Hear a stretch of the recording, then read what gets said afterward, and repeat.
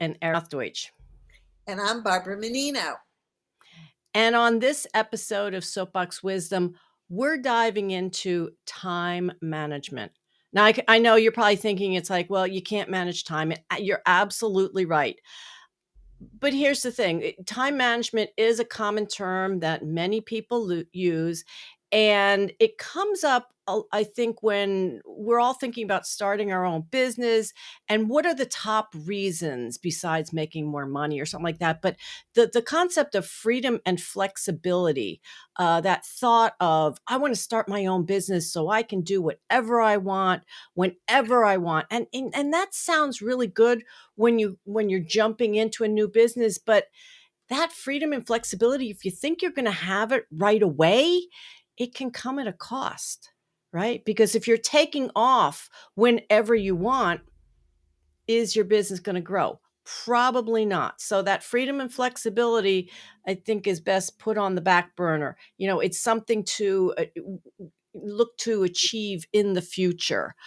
Now, Barbara, we're talking about time management today because as we were trying to figure out, okay, what's the topic of our next episode, you said you wanted to talk about time management. Why? Because it is hard. It is really difficult. It requires forethought, planning, and self-discipline. And it can be challenging to get all those pieces together and to do it right, so to speak. Especially because, and to your point, you leave corporate life because you want to be in your own business and have freedom and flexibility. And you so aptly made the point it doesn't come quickly, but especially because when you're in your own business, particularly at first, you are wearing so many hats. So amidst that array of hats and responsibilities, you have to figure out how to use your time effectively so that you get everything you need to get done, you serve your clients, and you continue to grow your business. So now, Barbara, so how many years have you been a solopreneur doing your own thing versus working for somebody else? About how many? So I would say about 6 years, 6 years. almost. And how have things progressed for you with your time management? Have you seen a shift over the years as you've learned new ways of doing things and that, oh, geez, I do have to manage my time better? Has it shifted for you? It has.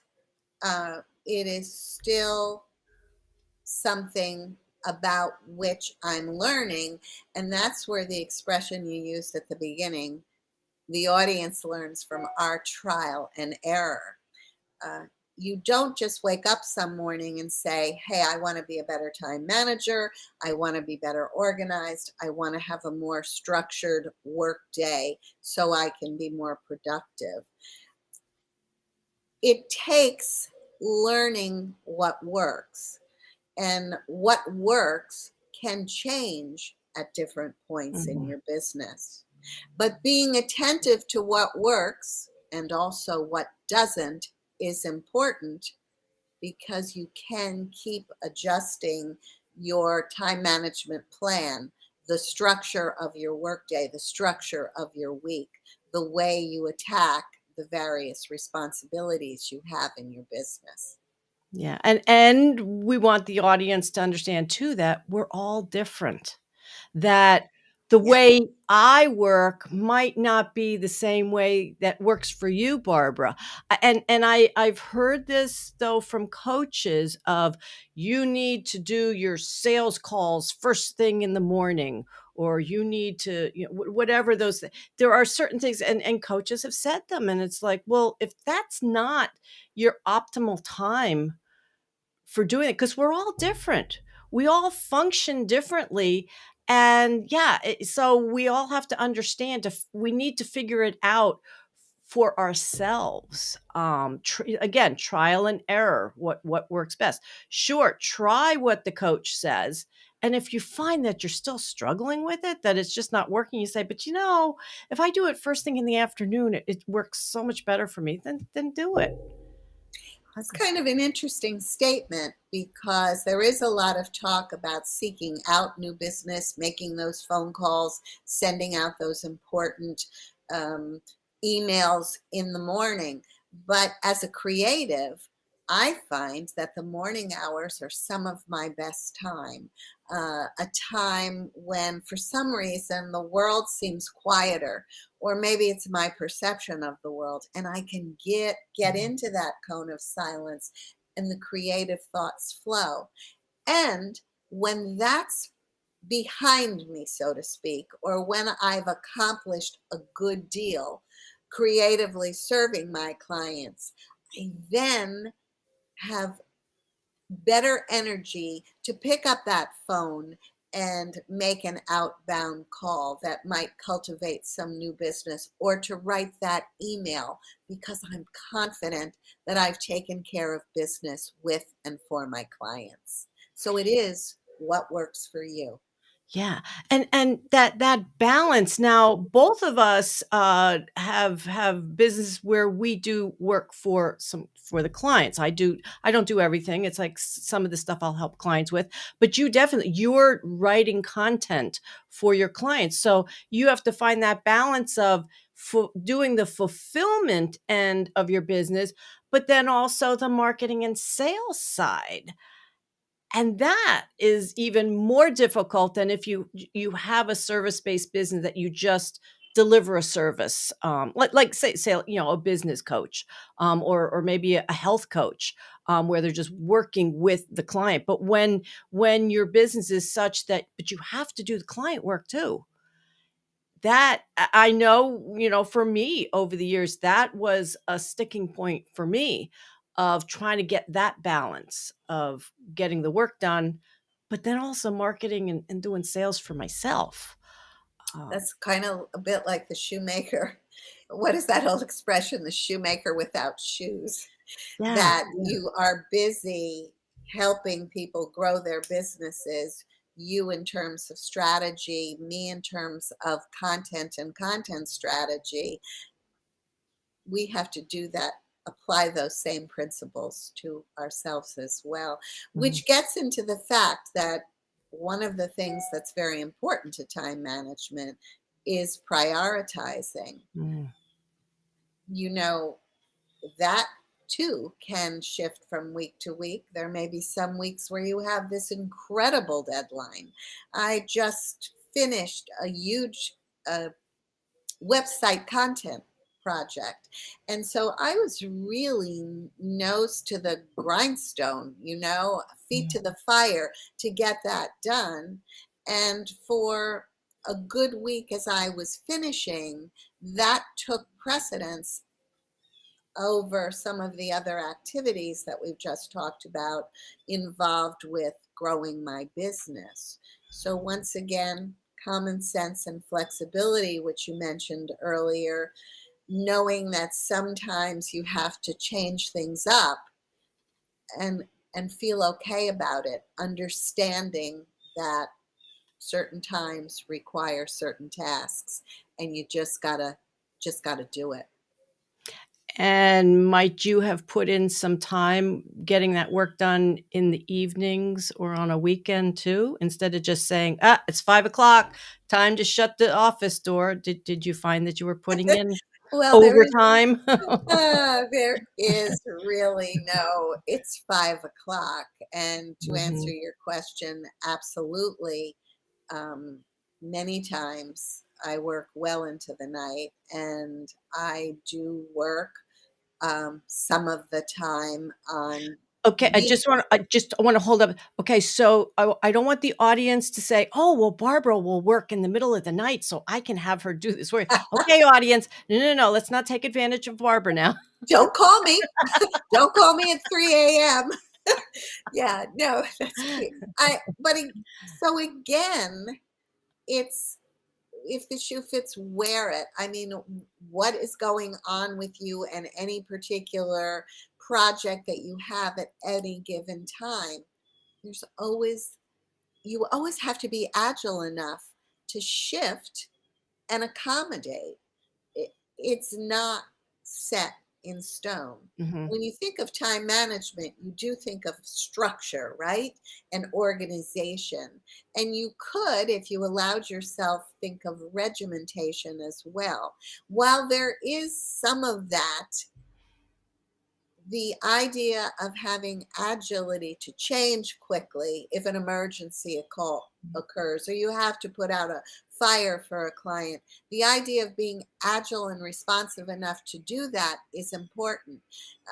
The idea of being flexible enough and feeling confident to be flexible enough and comfortable with being flexible enough is important.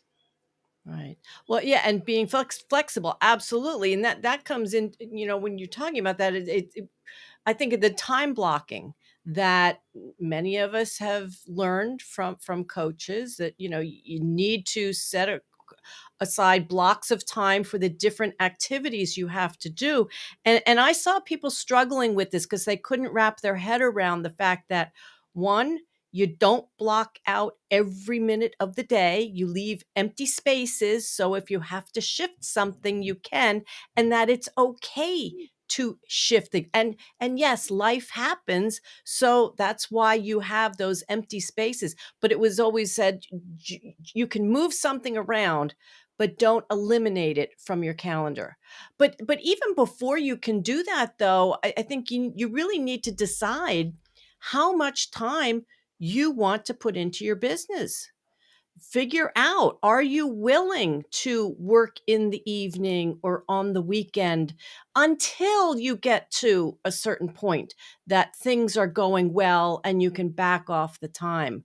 But that's, I think, first and foremost, of really taking a good look at that. Again, people come into business saying, I'm doing it so I can set my own schedule. I just want to work, like 9 a.m. to 2 p.m. and take the rest of the day. And then they start a business. It's like, oh, I didn't realize I had to wear all these hats. I didn't realize, oh my goodness, I have to market myself. Oh my God, all these different things. And it's like, well, no, there's much more that you have to do. And you have to decide how much time are you willing, again, and especially in the beginning, to put into your business. And then from there, decide how much time to put into each type of activity that you have to do, and make sure you put in enough time, especially for generating new sales, and that can be like the networking time, speaking time, and those type of activities. But you have to take a good look at what you really want, I think. Um, It really does go into having a lot of forethought, as we've both said earlier in the conversation. mhm, And it's important to look at time management too in terms of deadlines. Yes, mhm. as a creative, deadlines are really a part of my business. But if you think about it, they're a part of everybody's business. Establishing end games of each task that you do, being able to forecast how long it's going to take you is important. And once again, that comes from learning from doing. After a while, you get comfortable with and you get to know how long X activity is going to take you. So, establishing deadlines, dividing larger tasks into smaller deadline Mhm. segments so you always have a sense of progress and you can actually see forward movement. All of those things are important in establishing a time management schedule. Well, and I think then the goal, once your business progresses and you've got a good handle on that, things are going well, then I think the next step is to delegate, when possible. Some people get into delegation too early in business. Some people get into it too late. And well, it's never too late, but the longer you wait, the harder it is. I see all too often people aren't willing to give up doing something in their business when it really would benefit them. Uh, so yeah, that thought of outsourcing, getting somebody to help you to do those things that you really don't have to be doing is kind of the next step in getting a better handle on the time that you're working in your business. Um, so Delegation is indeed very important. And I think what turns some people off about that is hard to think of doing it, hard to think of letting go, being fearful of letting go, that thought that, well, the other person can't do it as well as I can. But if you establish the steps in completing a task carefully on the front end, if you explain carefully so that the communication is clear, you can learn how to let go of some of these tasks that are cutting into your time, mhm. and tasks that other people can do, perhaps even better than you can. Right, yeah, exactly, and I'm glad you said about communicating it well because I think that is a big sticking point.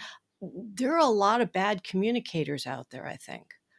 I've heard people say they've outsourced some work and, "Oh, it didn't work out," but, as I talk to them and ask questions, it turns out maybe they didn't communicate what their needs were, and here's just because someone says they do X, was it social media or websites or whatever, you can't just then, assume that they know exactly what you want. Again, we're all different. Everybody wants something different. Everybody works differently. So you really have to work on communicating well what you expect that other person to do. Yeah, the word assume is an important one. You really can't assume anything. So, Mhm, yes, there's clarity of communication on the front end. That includes setting expectations. And with all of that, that doesn't preclude check ins, if you will, after mhm, you give up the work. When you communicate with the person to whom you've delegated and say, how is this going? Is it comfortable for you? Is it working smoothly and efficiently? There's nothing to prevent you from regrouping or editing some. So, that ability to check in is also important to keeping the flow. yeah. Now one thing we didn't talk about yet, Barbara, is, multitasking. Oh, Um, sorry.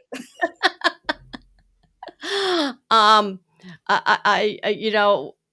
I used to say that I'm really good at multitasking, and over the years I learned, yeah, that's a joke, because our brains are only capable of doing so much at a time, and when you're not focusing in one area, is anything really getting done to the degree that you'd like it done, that you think you're going to get it done, and are you really saving time, I wonder, if you're working on multiple things at once? Uh, I think you could conceivably be leading to confusion. A funny little anecdote about that: just earlier today, I was talking to my tech provider. I was having some trouble with my email, and I had a few other smaller problems with other technology things. And he was trying to figure out one, and he did it very effectively and quickly and efficiently. But I jumped in with another question before he was done, and there was this silence. And he said to me, Barbara, I'm sorry, I wasn't really listening to you. I said, well, I know how that goes. He said, I can't concentrate on doing all those things at once. And this is a guy who is so expert in technology, but even he couldn't be manipulating things on the screen and concentrating on coming up with a solution and thinking ahead or listening to me talk about yet another facet of the problem. So that's multitasking, I think, is not as popular as it used to be. And don't feel guilty if you don't multitask. You may really be doing better for yourself by not.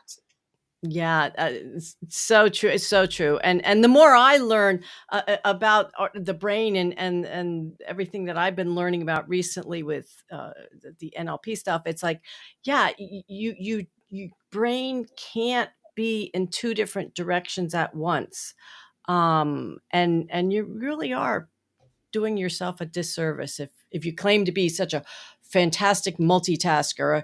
I wonder if you didn't multitask, how great would things be? You know, This is this has been a great conversation, Barbara. I so appreciate you bringing up time management. How would you like put a bow on this? How would you wrap all of this up? number one, time management is essential to being productive on a daily, weekly, monthly, yearly basis. It's essential to serving your clients well. It's essential to serving yourself well. One, because you grow your business. And two, because when you're functioning efficiently, you feel good. When you have this sense that there's a lack of control, or there are five other things you still have to do or you've left undone, you have that knot in the pit of your stomach. And believe it or not, just like multitasking, that interferes with your focus. So concentrate on your time management, understand that it's a moving target, and then be committed, be bold, and go out and serve your clients and grow your business. Soapbox Wisdom is hosted by brand messaging and storytelling consultant Barbara Menino and business coach and strategist Christine Rothdeutsch. You can find them online at barbaramenino.com and christinerothdeutsch.com.